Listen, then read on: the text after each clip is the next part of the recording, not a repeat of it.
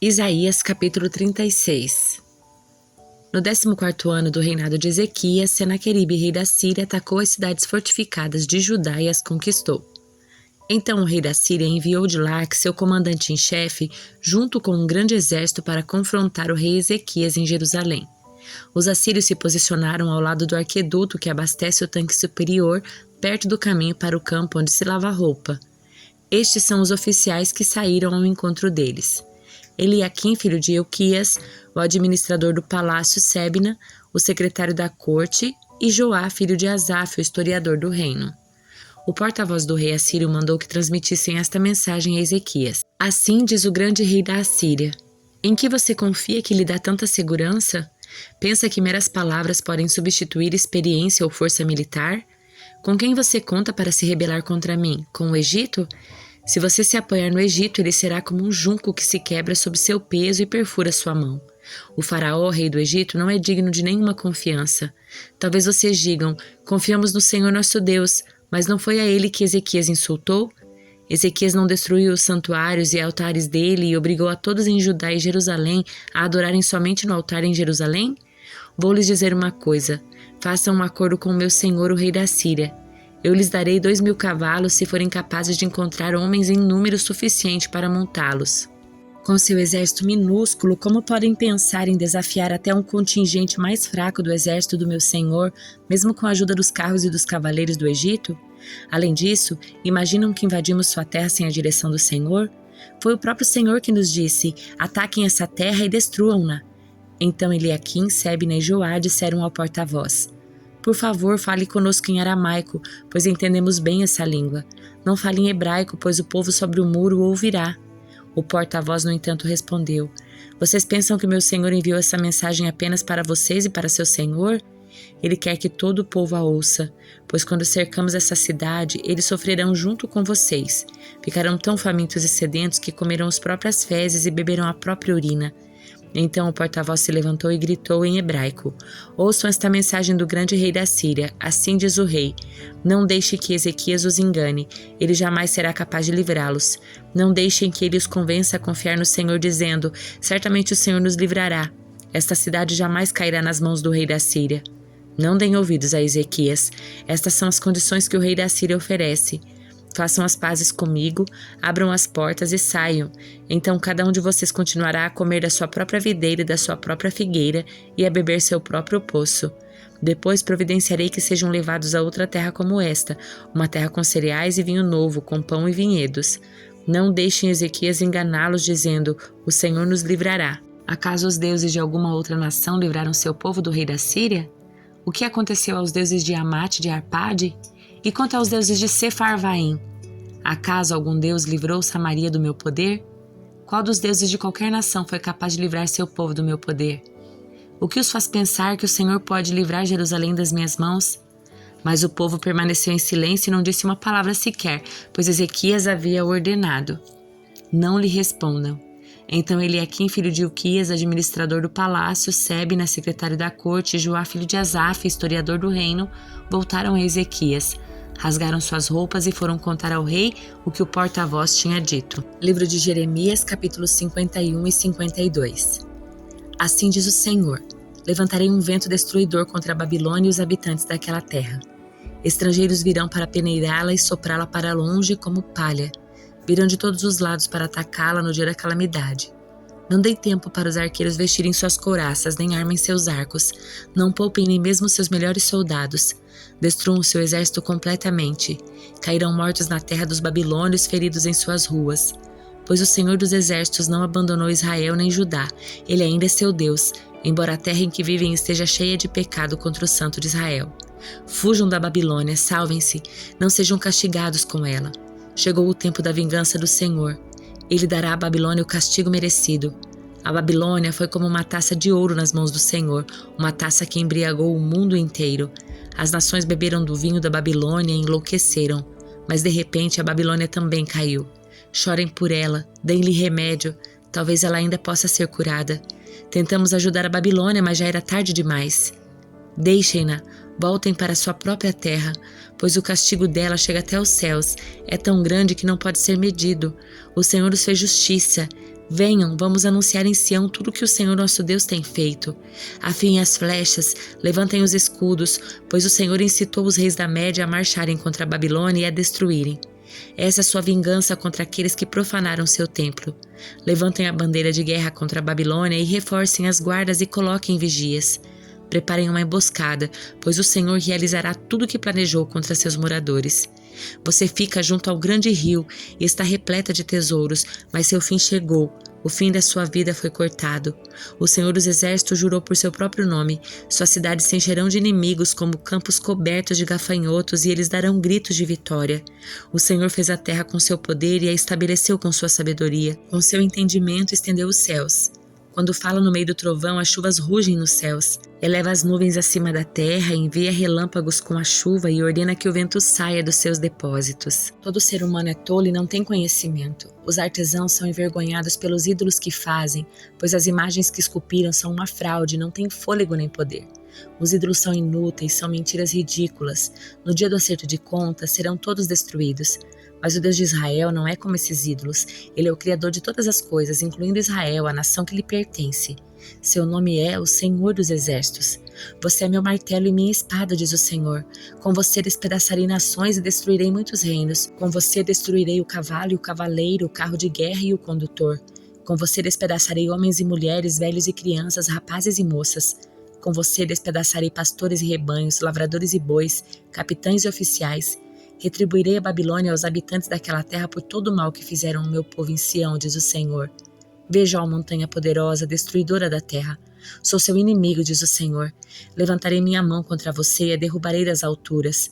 Quando eu terminar, você não passará de um monte de escombros queimados, nem mesmo suas pedras serão reaproveitadas para outras construções. Ficará completamente arruinada, diz o Senhor.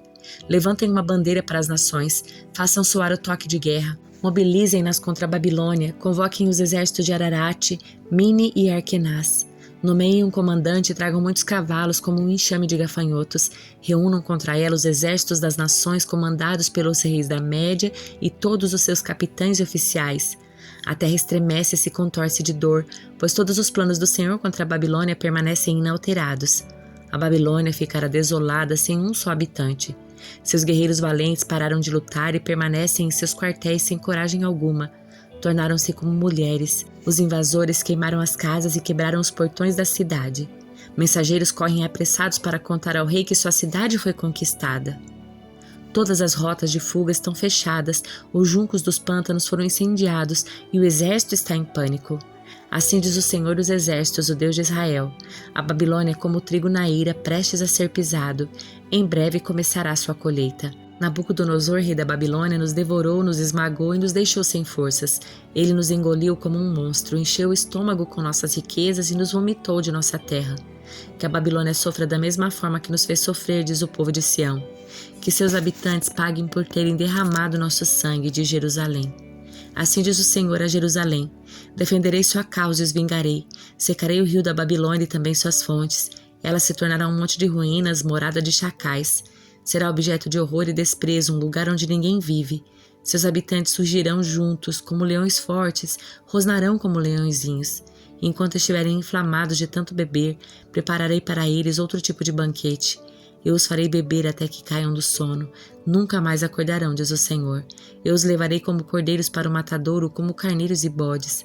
Como caiu a Babilônia, a grande Babilônia, admirada em toda a terra. Tornou-se objeto de horror entre as nações. O mar se levantou sobre a Babilônia. Está coberta de ondas violentas. Suas cidades estão em ruínas. É uma terra seca e deserta, onde ninguém vive e por onde ninguém passa. Castigarei Bel, o deus dos babilônios, e o farei vomitar tudo que engoliu.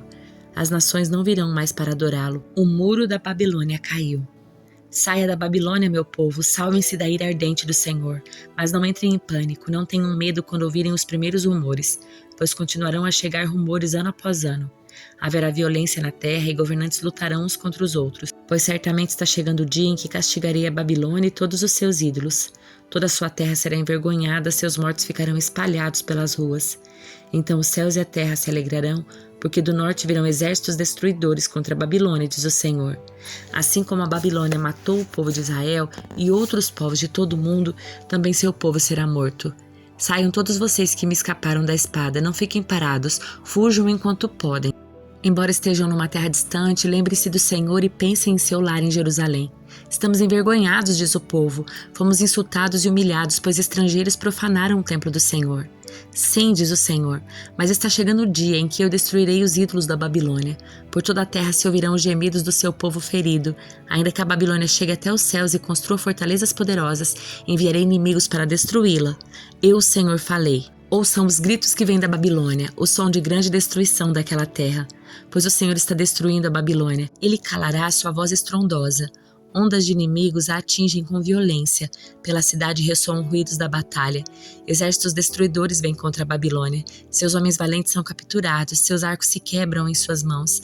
Pois o Senhor é Deus que dá o justo castigo, sempre retribui em plena medida. Deixarei embriagados seus líderes e seus sábios, bem como seus capitães, oficiais e guerreiros. Eles cairão no sono e nunca mais acordarão, diz o rei, cujo nome é Senhor dos Exércitos. Assim diz o Senhor dos Exércitos, os largos muros da Babilônia serão arrasados e seus grandes portões queimados. Construtores de muitas nações trabalham em vão, pois sua obra será destruída pelo fogo. O profeta Jeremias transmitiu essa mensagem a Seraías, filho de Nerias e neto de Maazéias, chefe dos assessores do rei, quando Seraías foi à Babilônia com Zedequias, rei de Judá. Isso aconteceu no 4º ano do reinado de Zedequias. Jeremias havia registrado num rolo todas as calamidades que viriam em breve sobre a Babilônia, todas as palavras escritas aqui.